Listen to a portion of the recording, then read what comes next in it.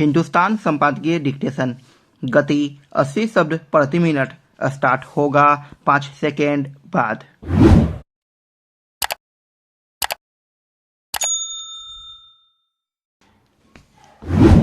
Start.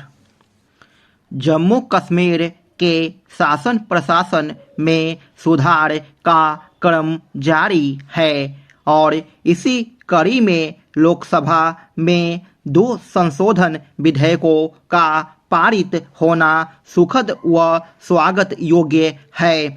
देश के अनुरूप इस केंद्र शासित प्रदेश को मुख्यधारा में लाने के तमाम प्रयास जरूरी हैं। जम्मू एवं कश्मीर पुनर्गठन संशोधन विधेयक के पारित होने से इस क्षेत्र के प्रतिनिधित्व में विस्तार होगा। कश्मीरी प्रवासी समुदाय के 2 प्रतिनिधि और पाकिस्तान के कब्जे वाले कश्मीर पीओके से विस्थापित लोगों का भी एक प्रतिनिधि केंद्र शासित प्रदेश की विधानसभा में नामित किया जाएगा। यह बात छिपी नहीं कि विगत वर्षों में बड़ी संख्या में लोग जम्मू कश्मीर से पलायन करने को मजबूर हुए। यह संख्या 1 से 3 लाख तक बताई जाती है। पलायन करने वालों में पीड़ितों की संख्या सबसे ज़्यादा है, जो एक बार घाटी से निकले तो फिर लौट न पाएं। बड़ी संख्या में ऐसे कश्मीरी पंडित हैं जो कभी कश्मीर जाने की हिम्मत नहीं कर सके। ऐसे लोगों के बीच से जब प्रतिनिधि विधानसभा के लिए नामित होंगे तो जाहिर है वंचितों शोषितों को एक आधिकारिक आवाज मिलेगी। अपनी विधानसभा में उनका दर्द भी दर्ज होगा। अतः यह एक बड़ी जरूरी राजनीतिक सामाजिक पहल है। इससे अलगाववादियों को भी मुंह तोड़ जवाब मिल सकेगा।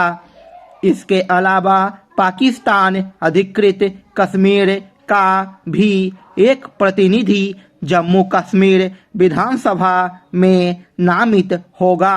जाहिर है इसमें ऐसे कश्मीरी नेताओं को आवाज मिलेगी जो पाकिस्तान अधिकृत कश्मीर के हैं और कहीं बाहर रहने को मजबूर हैं। पाक अधिकृत कश्मीर को वापस लेने के संकल्प के मद्देनजर यह पहल महत्वपूर्ण। वास्तव में विधानसभा में कश्मीरी पंडितों और पाक अधिकृत क्षेत्र के कश्मीरियों की आवाज के बिना जम्मू कश्मीर की बात पूरी नहीं होती थी। देखने में ये कदम छोटे लग सकते हैं, लेकिन इनका प्रभाव विशेष रूप से घाटी की राजनीति पर पड़ना तय है। अब यह सरकारों पर निर्भर करेगा कि जम्मू कश्मीर की विधानसभा में योग्यतम प्रतिनिधित्व पहुँचे और शांति समाधान की दिशा में काम करें। कोरी राजनीति से अलग कश्मीर के व्यापक हित के बारे में सोचने का समय है। वहाँ धीरे धीरे सामान्य हो रही स्थितियों को हर प्रकार से सकारात्मक बल देना होगा। आंकड़े गवाह हैं और केंद्रीय गृह मंत्री अमित शाह ने पूरे तथ्यों के साथ लोकसभा में बताया है कि पहले और आज के कश्मीर की जमीनी हकीकत में बहुत बदलाव आया।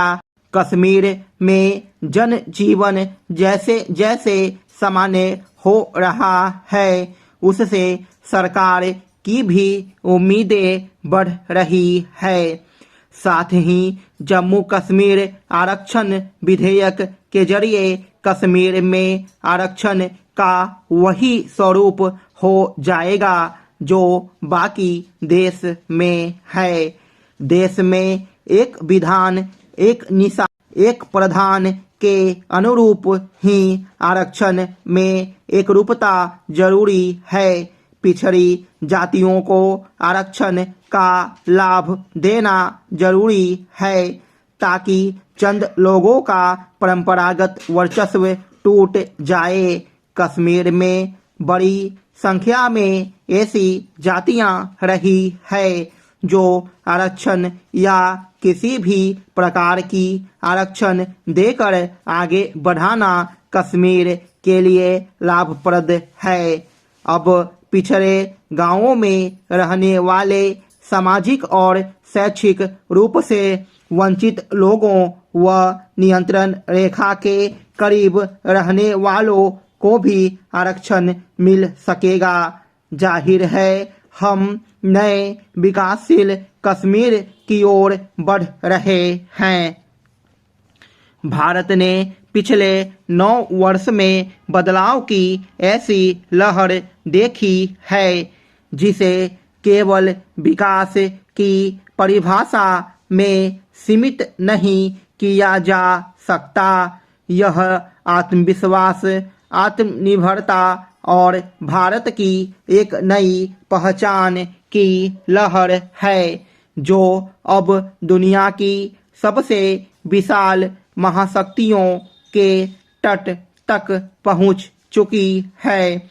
इस सफर के एक ऐसे निर्देशक हैं जिनके दूरदर्शी नेतृत्व में यह सिद्ध हो गया है कि लोकतंत्र में एक राष्ट्र का जन्म सिर्फ तब नहीं होता जब वह आजाद होता है, बल्कि तब भी होता है जब वह विकास के नए आयाम हासिल करता है।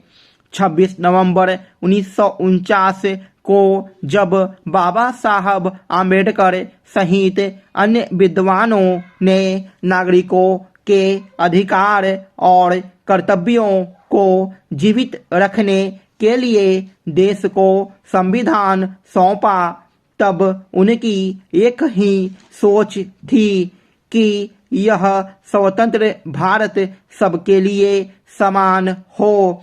इसी सोच को मूर्त रूप देने के लिए नरेंद्र मोदी सरकार ने उन वर्गों, समाज व क्षेत्रों पर विशेष ध्यान दिया जिन्हें दशकों तक दरकिनार रखा गया था।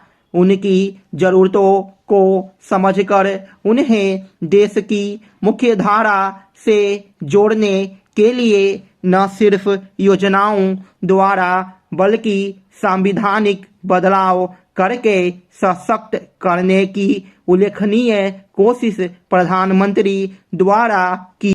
पूर्वोत्तर से पूर्वोदय का सफर भारत का पूर्वोत्तर क्षेत्र देश की सांस्कृतिक विविधता और प्रतिभा का प्रतीक है।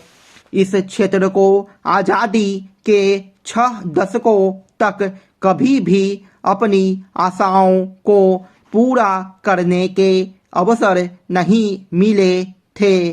पुरानी सरकारों की नाकाम नीतियों से पूर्वोत्तर और वहां के लोगों को देश में हो रहे विकास से वंचित रखा गया था। वर्ष 2014 में प्रधानमंत्री पद संभालने के बाद से ही नरेंद्र मोदी ने इस क्षेत्र को उसके वास्तविक रूप में पहचान दिलाने का संकल्प लिया।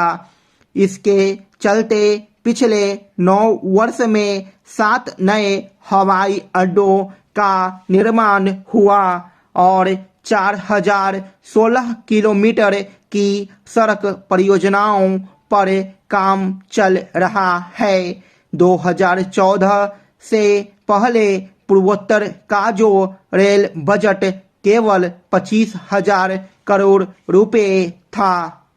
स्टॉप।